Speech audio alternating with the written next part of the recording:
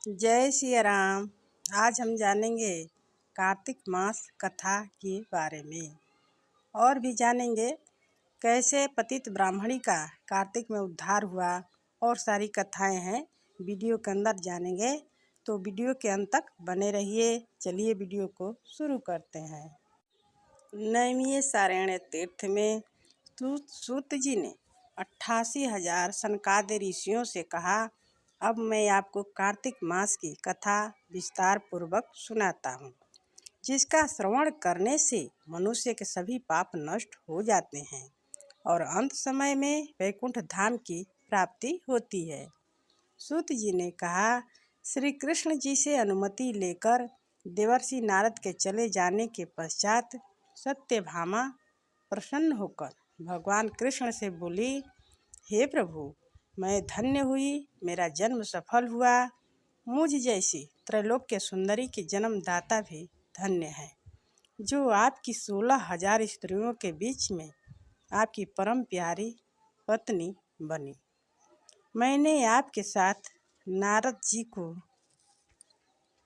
बात करते हुए वह कल्प वृक्ष आदि दान में विधि पूर्वक दिया। वही कल्प वृक्ष मेरे घर लहराया करता है। यह बात मृत्युलोक में किसी स्त्री को ज्ञात नहीं है। हे त्रिलोकीनाथ, मैं आपसे कुछ पूछने की इच्छुक हूँ।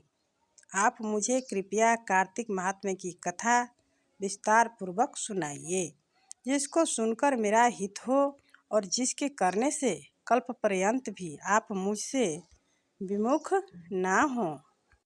सूत जी आगे बोले कि सत्यभामा के ऐसे वचन सुनकर श्री कृष्ण ने हंसते हुए सत्यभामा का हाथ पकड़ा और अपने सेवकों को वहीं रुकने के लिए कहकर विलास युक्त अपनी पत्नी को कल्प वृक्ष के नीचे ले गए। फिर हंसकर बोले, हे प्रिय, 16,000 रानियों में से तुम मुझे प्राणों के समान प्यारी हो। तुम्हारे लिए मैंने इंद्र एवं देवताओं से विरोध किया था। हे कांते, जो बात तुमने मुझसे पूछी है उसे सुनो।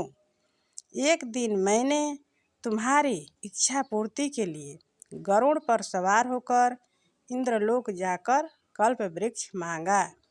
इंद्र द्वारा मना किए जाने पर इंद्र एवं गरुड़ में घोर संग्राम हुआ और गोलोक में भी गरुड़ जी से गौ से युद्ध हुआ। गरुड़ जी की चोंच के चोट से उनके कान एवं पूंछ कटकर गिरने लगे, जिससे 3 वस्तुएं उत्पन्न हुई। कान से तंबाकू, पूंछ से गोभी और रक्त से मेहंदी बनी। इन तीनों का प्रयोग करने वाले को मोक्ष नहीं मिलता। तब गौओं ने भी क्रोधित होकर गरुड़ पर वार किया, जिससे उनके 3 पंख टूटकर गिर गए। इनके पहले पंख से नीलकंठ, दूसरे से मोर और तीसरे से चकवा चकवी उत्पन्न हुए।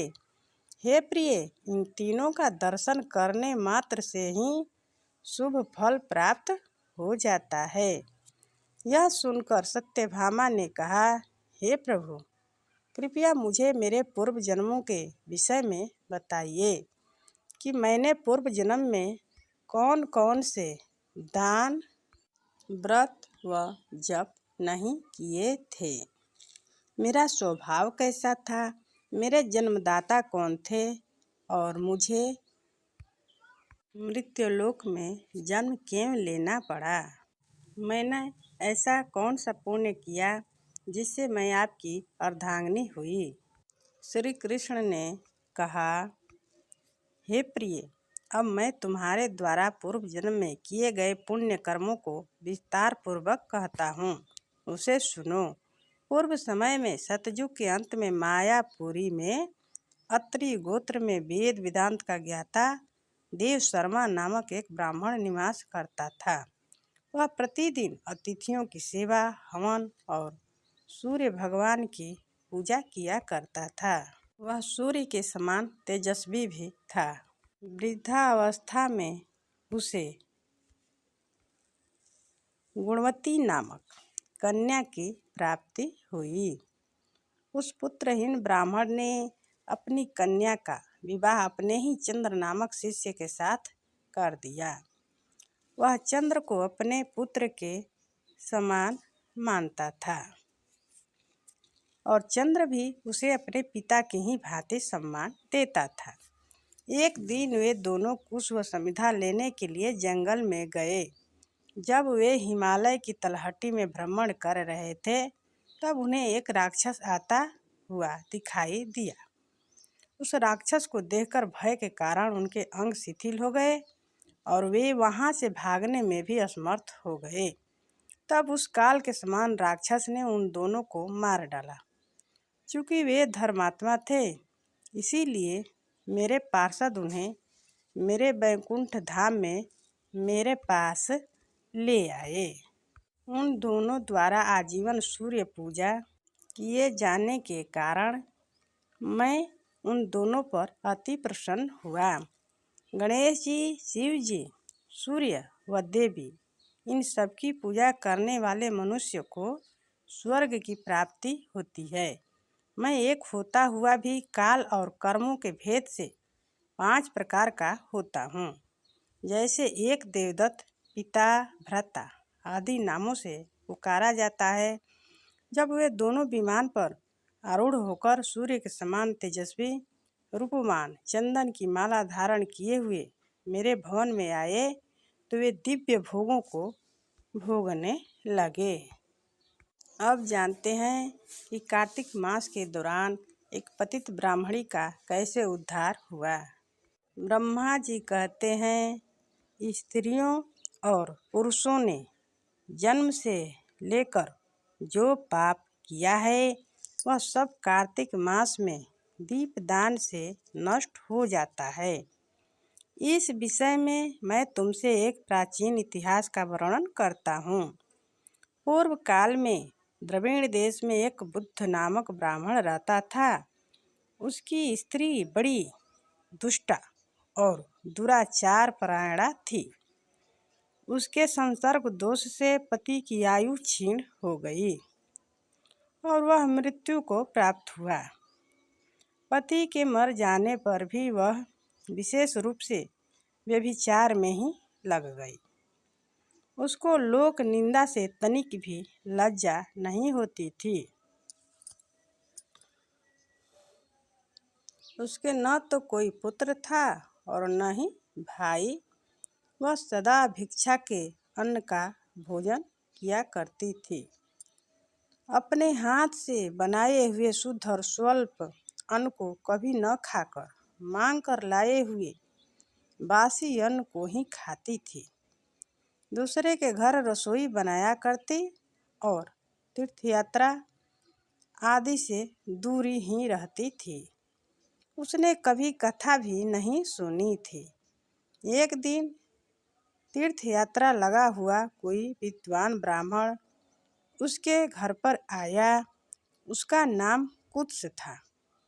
उनको व्यभिचार में आसक्त देखकर वह ब्रह्मर्षि श्रेष्ठ कुत्स ने कहा, ओ मूढ़ नारी, तू मेरी बातों को ध्यान देकर सुन।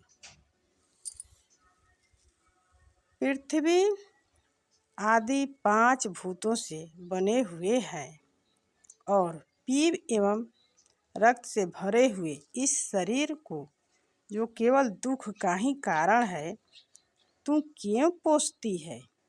अरे, यह देह पानी के बुलबुले के समान है। एक दिन इसका नाश होना निश्चित है।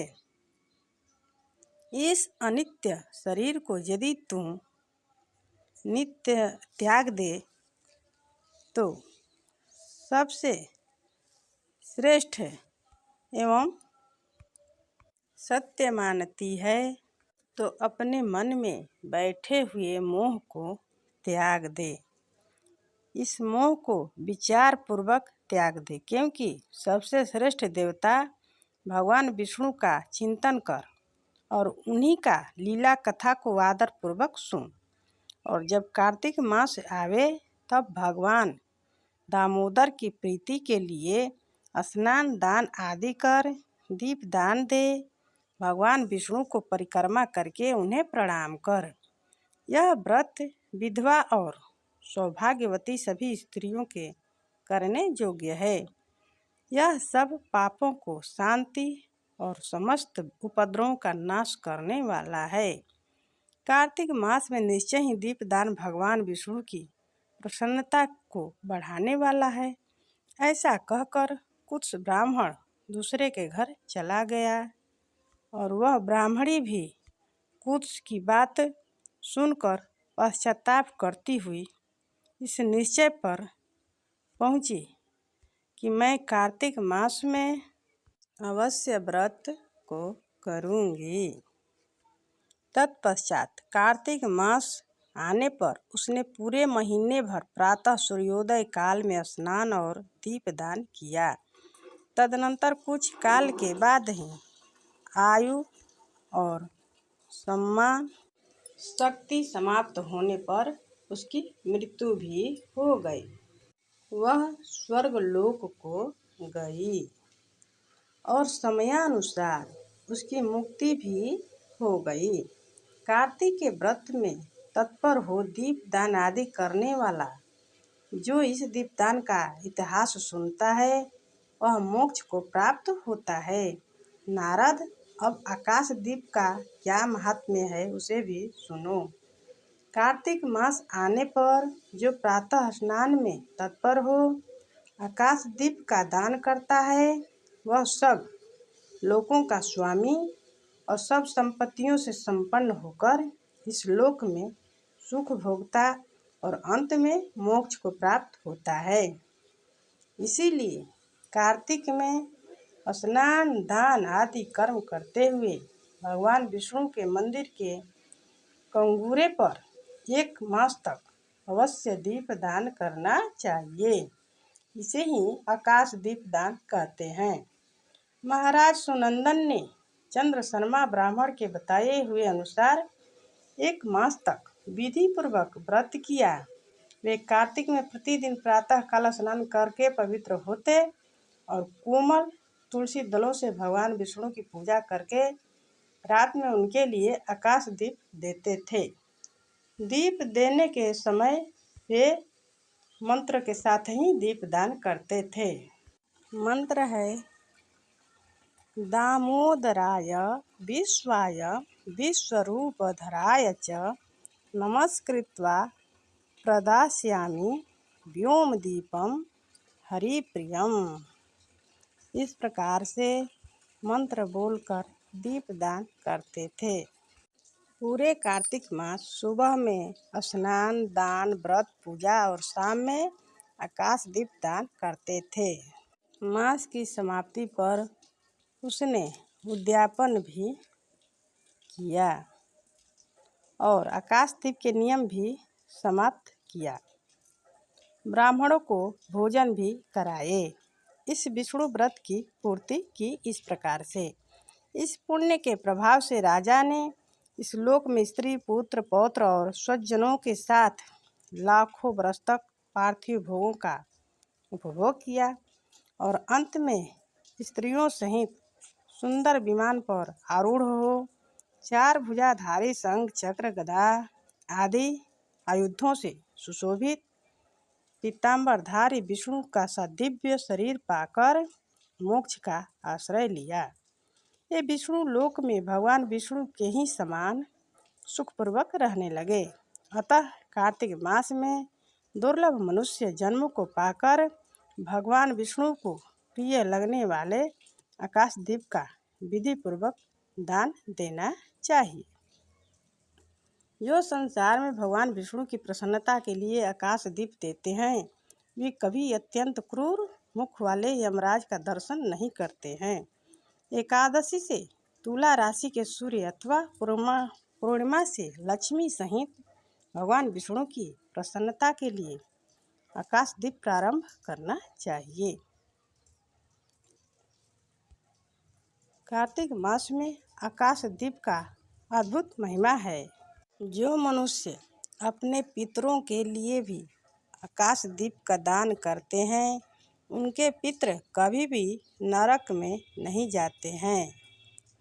पितरों को नमस्कार है ऐसा ध्यान करके आकाश दीप देना चाहिए। मेरे पितरों को नमस्कार है, प्रेतों को नमस्कार है, धर्म स्वरूप विष्णु को नमस्कार है, यमराज को नमस्कार है तथा दुर्गम पथ में रक्षा करने वाले भगवान रुद्र को नमस्कार है। ऐसा बोलते हुए पितरों के लिए भी आकाश दीप की दान करना चाहिए और उनके पितृ भी उत्तम गति को प्राप्त होते हैं। जो देवालय में, नदी के किनारे, सड़क पर तथा नींद लेने के स्थान में दीप देता है उसे सर्वतोमुखी लक्ष्मी प्राप्त होती है। जो ब्राह्मण या अन्य जाति के मंदिर में दीपक जलाता है वह विष्णु लोक में प्रतिष्ठित होता है। जो कीट और कांटों से भरी हुई दुर्गम एवं ऊंची नीची भूमि पर दीप दान करता है वह नरक में नहीं पड़ता है। पूर्व काल में राजा धर्मनंदन ने आकाश दीप दान करके श्रेष्ठ विमान पर आरूढ़ हो विष्णु लोक को प्रस्थान किया। जो कार्तिक मास में हरिबोधिनी एकादशी को भगवान विष्णु को के आगे कपूर का दीपक जलाता है उसके कुल में उत्पन्न हुए सभी मनुष्य भगवान विष्णु के प्रिय भक्त होते और अंत में उन्हें मोक्ष की प्राप्ति होती है। पूर्व काल में कोई गोप अमावस्या तिथि को भगवान विष्णु के मंदिर में दीपक जलाकर तथा बार बार जयकारा उच्चारण करते हुए राजराजेश्वर हो गया था। अब जान लेते हैं कार्तिक मास में तुलसी कथा। ब्रह्मा जी कहते हैं कार्तिक मास में जो विष्णु भक्त पुरुष प्रातः काल स्नान करके पवित्र हो कोमल तुलसी दल से भगवान दामोदर की पूजा करता है वह निश्चय ही मोक्ष प्राप्त कर लेता है। जो भक्ति से रहित है वह यदि श्रवण आदि से भगवान की पूजा करे तो वो भी उसकी पूजा भगवान ग्रहण नहीं करते हैं। जो बिना भक्ति के श्रवण आदि से पूजा करे उसकी स्वीकार नहीं करते हैं भगवान। सभी वर्णों के लिए भक्ति ही सबसे उत्कृष्ट मानी गई है। भक्तिहीन क्रम भगवान विष्णु को प्रसन्न करने वाला नहीं है।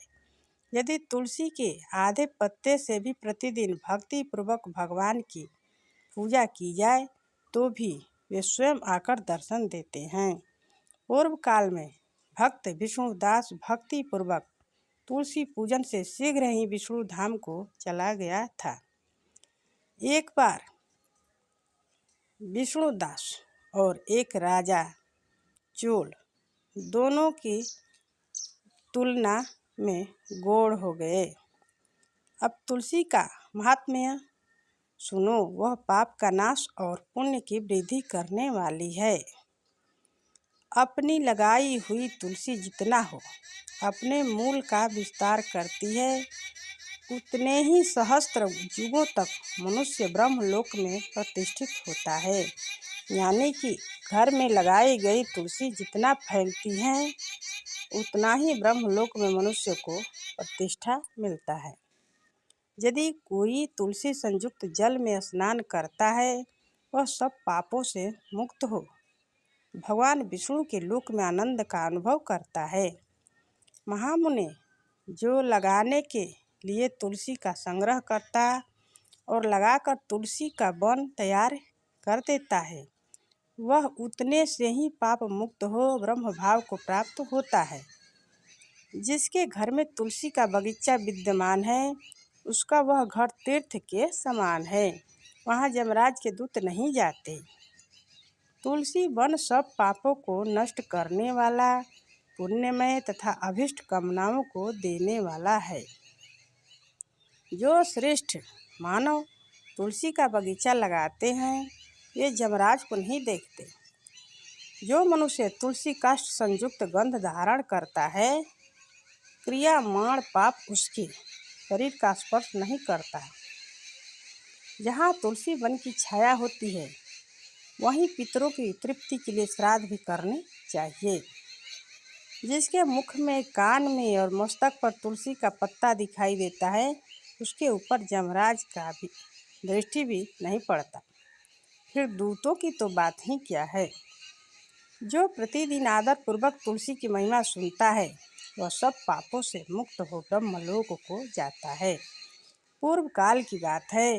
कश्मीर देश में हरि मेधा और सुमेधा नामक दो ब्राह्मण थे जो भगवान विष्णु की भक्ति में संलग्न रहते थे। उनके हृदय में संपूर्ण प्राणियों के प्रति दया थी। वे सब तत्वों का यथार्थ मर्म समझने वाले थे। किसी समय वे दोनों श्रेष्ठ ब्राह्मण तीर्थ यात्रा के लिए चले। जाते जाते किसी दुर्गम वन में वे परिश्रम से व्याकुल हो गए। वहाँ उन्होंने एक स्थान पर तुलसी वन देखा। उनमें से सुमेधा ने वह तुलसी का महान वन देखकर उसकी परिक्रमा की और भक्ति पूर्वक प्रणाम किया। यह देख हरि मेधा ने तुलसी का महात्म्य और फल जानने के लिए बड़ी प्रसन्नता के साथ बार बार पूछा, ब्राह्मण, अन्य देवताओं, तीर्थों, व्रतों और मुख्य ब्राह्मणों के रहते हुए तुमने तुलसी वन को क्यों प्रणाम किया? सुमेधा बोला कि सुनो, यह धूप सता रही है जो यहाँ पर, और इसीलिए हम लोग उस बरगद के समीप चलते हैं और उनकी छाया में बैठकर ही यथार्थ रूप से इस वर्णन को सुनेंगे और मैं आपको बताऊंगा तुलसी महिमा के बारे में। वृक्ष के नीचे बैठकर विस्तार से बताने लगे।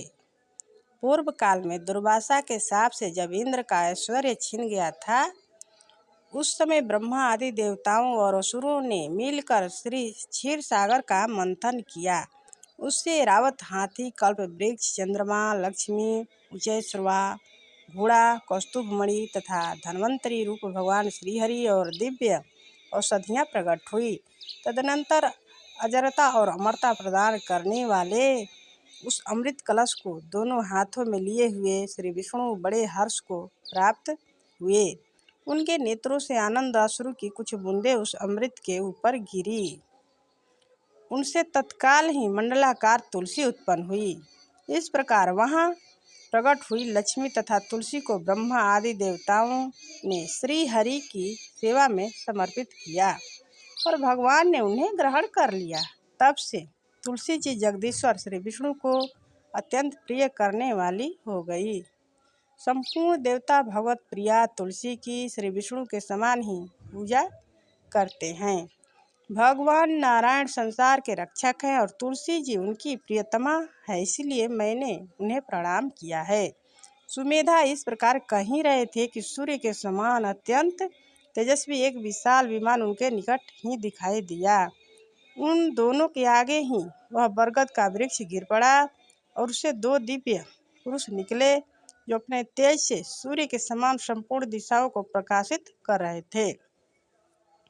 उन दोनों ने हरि मेधा और सुमेधा को प्रणाम किया। उन्हें देखकर वे दोनों ब्राह्मण भय से विह्वल हो गए और आश्चर्यचकित होकर बोले, आप दोनों कौन हैं? देवताओं के समान आपका सर्व मंगलमय स्वरूप है। आप नूतन मंदार की माला धारण किए हुए हैं, कोई देवता लग रहे हैं। उन दोनों के इस प्रकार पूछने पर वृक्ष से निकले हुए पुरुष बोले, विप्रवरों, आप दोनों ही हमारे माता पिता और गुरु हैं, बंधु आदि भी आप ही दोनों हैं। इतना कहकर उनमें से जो ज्येष्ठ था वह बोला, मेरा नाम आस्तिक है, मैं देवलोक का निवासी हूँ। एक दिन मैं नंदन वन में एक पर्वत पर क्रीड़ा करने के लिए गया। वहाँ देवताओं ने मेरे साथ इच्छा अनुसार विहार किया। उस समय ज्योतियों के मोती और बेला के हार तपस्या करते हुए लोमस मुनि के ऊपर गिर पड़े। वह सब देखकर मुनि को बड़ा क्रोध हुआ। उन्होंने सोचा, स्त्रियां तो परतंत्र होती है, अतः यह उनका अपराध नहीं है। यह दुराचारी आस्तिक ही शाप का पाप पाने योग्य है। ऐसा निश्चय करके उन्होंने मुझे शाप दिया। अरे तू परम राक्षस होकर बरगद के वृक्ष में निवास कर। फिर मैंने विनय पूर्वक जब उन्हें प्रसन्न किया तब उन्होंने इस शाप से मुक्त होने की अवधि भी निश्चित कर दी। जब तू किसी ब्राह्मण के मुख से भगवान विष्णु का नाम और तुलसी दल की महिमा सुनेगा, तब तत्काल ही तुझे उत्तम मोक्ष की प्राप्ति होगी। इस प्रकार मुनि का शाप पाकर मैं चिरकाल से अत्यंत दुखी हो इस बट वृक्ष में निवास करता था। आज दैववश आप दोनों के दर्शन से मुझे निश्चय ही ब्राह्मण के शाप से छुटकारा मिल गया। अब मेरे इस दूसरे साथी की कथा सुनिए। ये पहले एक श्रेष्ठ मुनि थे और सदा गुरु की सेवा में ही लगे रहते थे। एक समय गुरु की आज्ञा का उल्लंघन करके ये ब्रह्म राक्षस भाव को प्राप्त हो गए, किंतु आपके प्रसाद से इस समय इनकी भी ब्राह्मण के शाप से मुक्ति हो गई है। आप दोनों ने तीर्थ यात्रा का फल तो यहीं साध लिया। ऐसा कहकर वे दोनों उन श्रेष्ठ ब्राह्मण को बारंबार प्रणाम करके उनकी आज्ञा से प्रसन्नतापूर्वक दिव्य धाम को गए। तत्पश्चात वे दोनों श्रेष्ठ मुनि परस्पर पुण्यमयी तुलसी जी की प्रशंसा करते हुए तीर्थ यात्रा के लिए चल दिए। इसीलिए भगवान विष्णु की प्रसन्नता देने वाली इस कार्तिक मास में तुलसी की पूजा अवश्य करना चाहिए।